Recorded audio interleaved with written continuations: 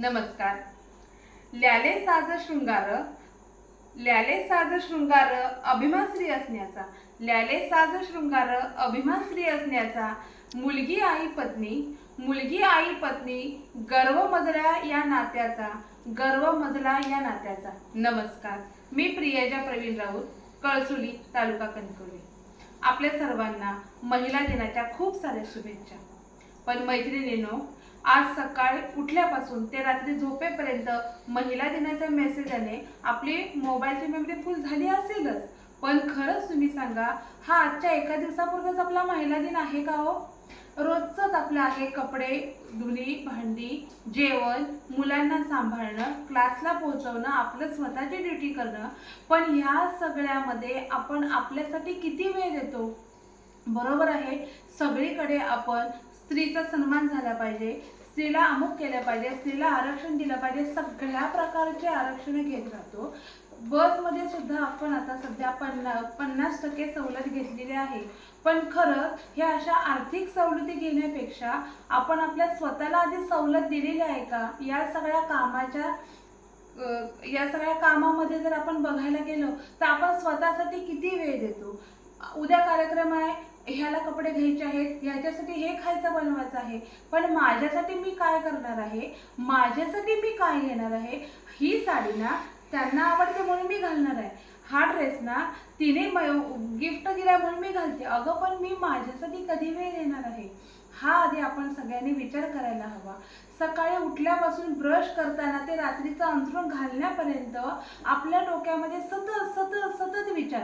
अगदी ऑफिसमधून घरी येताना ते परत ऑफिसमध्ये दुसऱ्या दिवशी जाताना सुद्धा आपण हाच विचार करत असतो, आज मला घरामध्ये काय हवंय, आज माझ्या किचनमधलं काय संपलंय, आज जरी मला सुट्टी असली तरी आजच्या दिवसभरामध्ये मी कुठली कामं करणार आहे की जेणेकरून मला बरं पडेल. पण मी माझ्यासाठी किती वेळ देणार आहे आणि माझे छंद किती जोपासणार आहे? मला कथ्थकची खूप आवड आहे, पण खरंच मी कथ्थकच्या क्लासला जाते का? नाही ना, नको, आता कुठे, आता मला वेळच नाही आहे, माझ्या मुलांचा क्लास आहे, माझ्या मुलांचा अभ्यास आहे. अगं, पण तू स्वतःसाठी जगणार तरी कधी? हा आधी आपण सगळ्यांनी विचार करायला हवा. आजारी असलो तरी सुद्धा मुलांना बाहेरचा खाऊ घालून मुलांची तब्येत बिघडू नये म्हणून स्वतःची तब्येत बिघडली तरी चालेल, पण माझ्या मुलांना, माझ्या घरच्यांना गरम गरम डाळ भात तरी मी करून घालते. ही प्रवृत्ती आहे आपली. आणि म्हणून सुद्धा अगदी राष्ट्रपती पदापर्यंत जरी स्त्री गेली असली तरी घरी आल्यानंतर तिला चूल आणि मूल हे सांभाळावंच लागतं. उलट मी तर म्हणेन, ही आपल्याला निसर्गाची मिळालेली देणगी आहे. पूर्वीच्या काळामध्ये जर बघायला गेलं तर स्त्रियांच्या हातामध्ये सत्ता होत्या. झाशीची राणीने आपल्या बाळाला पाठीशी बांधलं आणि आपलं राज्य परत मिळवण्यासाठी खूप प्रयत्न केले.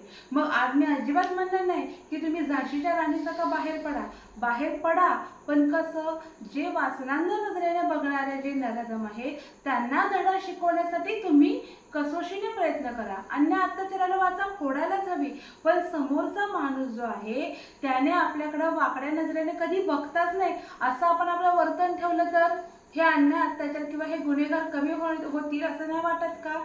स्त्रीला ह्या आपल्या सावित्री मातेने खूप मोठं वरदान दिलेलं आहे. आपण शिक्षणासाठी घराबाहेर पडलो खरं, पण खरंच आपण शिक्षणापासून खूप काही घेतलं, पण त्याचा खरंच किती फायदा घेतला? आकाशामध्ये गरुड भरारी खरंच घेतली आहे. कल्पना चावला, सुनीता विल्यम्स सारख्या स्त्रियांनी आज एक चांगला आदर्श निर्माण केलेला आहे. पण यातल्याच काही आपल्या मैत्रिणी, यातल्याच काही आपल्या सख्या अगदी अंग झाकण्यापुरते कपडे घालतायत आणि इतर मुलींना त्या अत्याचाराचे बळी पाडतायत. हे कुठेतरी आपण थांबवलं पाहिजे, कारण ही एक स्त्री हीच दुसऱ्या स्त्रीचा नेहमीच शत्रू बनत आलेली आहे. म्हणून खरंच कळकळीची विनंती आहे. प्रत्येकाला वाटतं की माझा मुलगा शिवबासारखा झाला पाहिजे, पण तुम्ही खरंच कधी विचार केलाय का, हा शिवबा घडण्यामागं जिजामातेनं केलेला स्वतःचा त्याग हा सुद्धा खूप महत्त्वाचा किंवा मोठा मोलाचा वाटा आहे म्हणावा लागेल. कारण जिजामातेला जे काही जिजामातेनं आपल्या शिवबावरती संस्कार केलेले आहेत ते संस्कार आज इथं महत्त्वाचे आहेत. संस्कार वर्गांना घाला, मोबाईलमधल्या संस्काराच्या गोष्टी दाखवा, त्यापेक्षा सुद्धा तुम्ही फक्त 15 मिनिटासाठी आपल्या मुलाला वेळ द्या. 100% महिला दिनाचा म्हणजे सार्थ अभिमान वाटेल, कारण 365 दिवसामधला फक्त 8 मार्च हा एक दिवस महिला दिन नाही आहे. खरं तर मला वाटतं 365च्या 365 दिवस हे महिलांसाठीच आहेत. जरी आपण म्हणत असलो प्रत्येक एका यशस्वी पुरुषामागे स्त्री असली तरी सुद्धा हा देखील विचार करायला पाहिजे, कारण स्त्रीला इंग्रजीमध्ये आपण वुमन म्हणतो, त्या वुमनमध्ये MEN मेन हा कुठेतरी लपलेला आहे, हे पुरुष लपलेला आहे. कारण त्याची जेव्हा आपल्याला खंबीर साथ मिळते तेव्हा 100% आपण बिनधास्तपणे कुठलंही काम करू शकतो. म्हणून त्यांना देखील आपण कमी लेखून चालणार नाही, कारण सगळी जी सूत्र असतात ही स्त्रीच्या हातामध्ये असतात. मग आपण स्वतःला कशाला कमी लेखायचं? म्हणून पुन्हा एकदा सांगते, महिला दिन हा आजच्या एका दिवसापुरताच नाही आहे. आपल्याला जे मिळालेलं स्वातंत्र्य आहे त्या स्वातंत्र्याचा उपभोग घ्या. हे मनगटामधली जी ताकद आहे फक्त कॉम्प्युटरवरती टायपिंग करण्यासाठी किंवा घरातली कपडे भांडी करण्यासाठी नाही आहेत. ह्याच हाताने सुंदर रांगोळी रेखाटा, याच हाताने सुंदर सुंदर खाऊ घाला मुलांना, आणि याच हाताने उद्याचं आपलं जे भविष्य आहे, आपल्या मुलाबाळांचं भविष्य आहे, ते देखील आपण सगळ्यांनी घडवलं पाहिजे. एक स्त्री म्हणून आपण आपल्या नवऱ्याला किंवा आपल्या पतीला एक छोटासा आर्थिक खारीचा हातभार लावतो, पण ही स्त्री घरामधलं अगदी छोट्या छोट्या सुद्धा गोष्टीचं मॅनेजमेंट करत असते. म्हणूनच स्त्री ही उत्तम दर्जाची मानली जाते. म्हणून तुम्ही कुठल्याही स्त्रीला कमी लेखू नका किंवा तुम्ही स्वतःला कधीच कमी लेखू नका. तुमच्यामध्ये ते आहे, ते फक्त बाहेर येऊ द्या. आणखी एक शेवटचं एकच म्हणावं असं वाटतं की गरुड झेप घे अवकाशी, पाय जमिनीवरच राहू देत. गरुड झेप घे अवकाशी, पाय जमिनीवरच राहू देत. स्त्रीत्वाच्या या वरदानाचा अभिमान उराशी बाळगू देत, अभिमान उराशी बाळगू देत. पुन्हा एकदा माझ्या तमाम स्त्रियांना, माझ्या भगिनींना, माझ्या मैत्रिणींना महिला दिनाच्या खूप साऱ्या शुभेच्छा. पण हा महिला दिन फक्त आपल्यापुरता मर्यादित न राहता सगळ्यांनी एकत्र येऊया, आपल्या कल्पना छानशा एकमेकींशी शेअर करूया. हे आपल्याकडे असणारे मोबाईल, व्हॉट्सअप याचा अतिशय चांगला वापर करूया.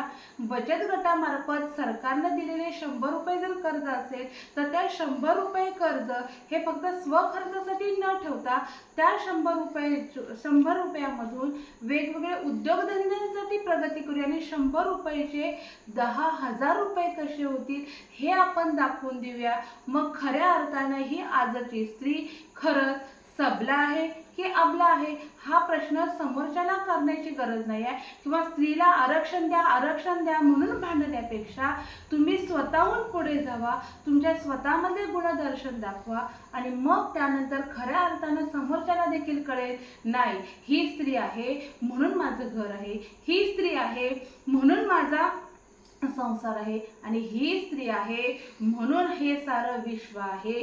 कारण आज मला मुलगी नको आहे, आज मला माझ्या पोटी मुलगी नको आहे, तर मग उद्या माझ्या मुलाला राखी बांधणार कोण, माझ्या नवऱ्याला सांभाळणार कोण, आणि माझा म्हातारपणीचा आधार बनणार तरी कोण. म्हणून सांगते, स्त्री ही जी आहे ही उमलत्या कळ्या आहेत.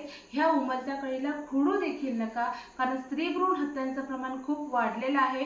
त्याचा देखील आपण विचार करायला पाहिजे, कारण आपल्या उदरामध्ये एक जी स्त्री जन्मणारी असते ती स्त्रीच ही उद्याच्या भावी जगाचा आपला आधार आहे. आणि म्हणून पुन्हा एकदा सांगावंसं वाटतं की सगळ्यांनी उठा, शिका, संघटित व्हा, संघर्षही करा, पण स्वतःला कधीच कमी लेखू नका. तर स्त्री असण्याचं हे जे आपलं स्वप्न आहे किंवा स्त्री असल्याचा जो आपला अभिमान आहे तो सार्थपणाला लागेल. धन्यवाद.